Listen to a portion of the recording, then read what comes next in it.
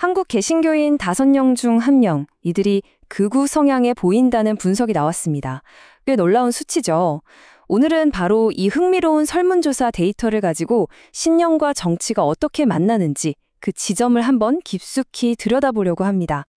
자, 신앙이 극우적인 성향과 만난다. 그러면 도대체 어떤 일이 벌어지는 걸까요? 이 질문을 우리가 한번 따라가 보면요. 막연했던 신념이 어떻게 구체적인 정치적 색깔을 갖게 되는지 그 연결고리를 발견할 수 있을 겁니다. 바로 이 숫자입니다. 21.8%. 오늘 우리가 할 이야기의 시작점이자 가장 핵심적인 숫자니까요. 꼭 기억해 주세요. 네, 이게 바로 이번 연구에서 극우 성향으로 분류된 한국 개신교인의 비율입니다. 다시 말해서 5명 중 1명꼴이라는 건데, 와, 이거 결코 적은 숫자가 아니죠. 그럼 대체 어떤 기준으로 이런 분류를 한 걸까요? 궁금하시죠? 그리고 시작하기 전에 이거 하나는 분명히 짚고 넘어가야 할 것 같아요. 지금부터 보여드리는 모든 내용은 저희의 생각이 아닙니다. 기독교 사회문제연구원이라는 곳에서 무려 2,300명이 넘는 개신교인의 대상으로 실시한 대규모 설문조사, 그 데이터를 바탕으로 한 분석이라는 점. 저희는 이 데이터를 충실하게 설명해드리는 역할만 할 겁니다. 자, 그럼 이제 본격적으로 한번 들어가 볼까요? 가장 먼저 이 연구에서 말하는 극우 성향이라는 게 도대체 뭔지, 어떻게 정의했는지부터 확실하게 짚어보겠습니다. 이게 정말 중요한데요. 극우라는 단어, 저희가 임의로 붙인 이름표가 절대 아니에요. 연구진이 권위주의나 국수주의, 또 반이민 정서 같은 것들에 대한 11개 질문을 던지고 그 응답의 바탕으로 통계적으로 분류한 겁니다.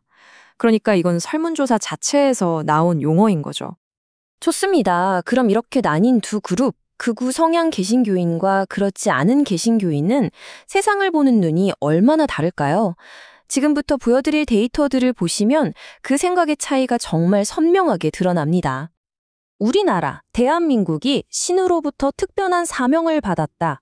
이 믿음에 대해서요, 극우 성향 그룹은 무려 62.3%가 그렇다고 답했습니다. 반면에 다른 개신교인 그룹은 41.1%였어요. 와, 차이가 20%포인트가 넘게 나죠. 이건 그러니까 국가와 신앙을 아주 강하게 연결해서 생각하는 경향이 이 그룹에서 훨씬 뚜렷하게 나타난다는 걸 보여주는 겁니다. 이번엔 정교 분리 문제인데요. 여기서도 차이가 확 드러납니다. 교회가 정치에 적극적으로 개입해야 한다는 주장에 대해서 극우 성향 그룹은 보세요. 과반이 넘는 55.3%가 동의했어요. 다른 그룹보다 거의 17%포인트나 높은 수치인데 이건 종교가 현실 정치에 더 깊이 관여해야 한다는 생각이 아주 강하다는 뜻이겠죠. 국가 권력에 대한 태도는 어떨까요?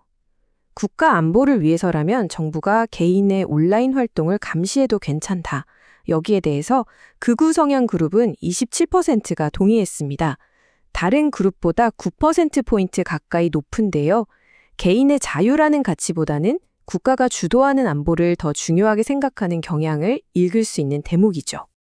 자, 이렇게 세상을 보는 근본적인 관점이 다르다 보니까 당연히 구체적인 사회나 경제 문제에 대한 생각도 다를 수밖에 없겠죠. 그게 어떻게 나타나는지 한번 살펴보겠습니다. 경제 문제로 한번 가볼게요.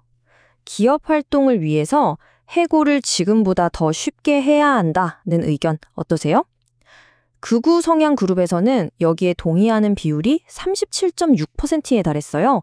다른 그룹의 거의 2배에 가까운 엄청난 차이죠?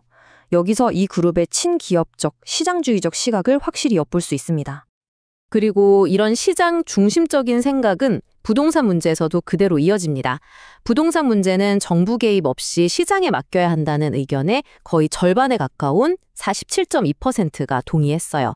그러니까 경제 문제에 있어서는 정부 개입을 최소화해야 한다는 입장이 아주 일관되게 나타나는 거죠. 자연을 어떻게 보느냐, 이 관점에서도 차이가 아주 흥미롭습니다. 기독교 신학에는 자연을 보는 여러 관점이 있는데 그중에 하나가 인간이 정복하고 다스려야 할 대상으로 보는 시각이거든요. 바로 이 정복주의 관점에 동의하는 비율이 극우 성향 그룹에서 12.9%로 나타났습니다. 다른 그룹의 5.8%에 비해 2배가 넘죠. 그러니까 자연을 인간을 위한 자원이나 도구로 보는 경향이 훨씬 강하다고 할 수 있겠습니다. 자, 지금까지 여러 데이터를 살펴봤는데요. 그럼 이 조각들을 한번 모아볼까요? 이 설문조사 결과가 그려내는 극우 성향 개신교인 그룹은 과연 어떤 모습일까요? 이 보고서에서는 이들의 특징을 크게 5가지로 정리하고 있습니다. 첫째, 우리나라가 신에게 선택받았다는 강한 국가적 선민의식을 가지고 있고요. 둘째, 교회가 정치에 적극적으로 참여해야 한다고 생각합니다. 셋째, 경제적으로는 시장 중심, 규제 완화를 선호하고요. 넷째, 국가 안보를 위해서라면 개인의 자유보다 국가 권위를 더 존중하는 경향을 보입니다. 그리고 마지막으로 자연을 인간이 정복하고 활용해야 할 자원으로 보는 시각이 더 강하게 나타났습니다. 결국 이 데이터는 단순히 한국 개신교의 한 부분을 보여주는 데서 그치는 게 아닌 것 같아요. 어쩌면 우리 사회 전체에 더 큰 질문을 던지고 있는 거죠. 이렇게 각자의 신념 체계가 정치적인 입장과 강력하게 결합해서 마치 하나의 부족처럼 뚜렷하게 나뉠 때 과연 우리 사회가 함께 발딛고 설 수 있는 공통의 기반은 어디에 남게 될까요? 한 번쯤 생각해 볼 문제입니다.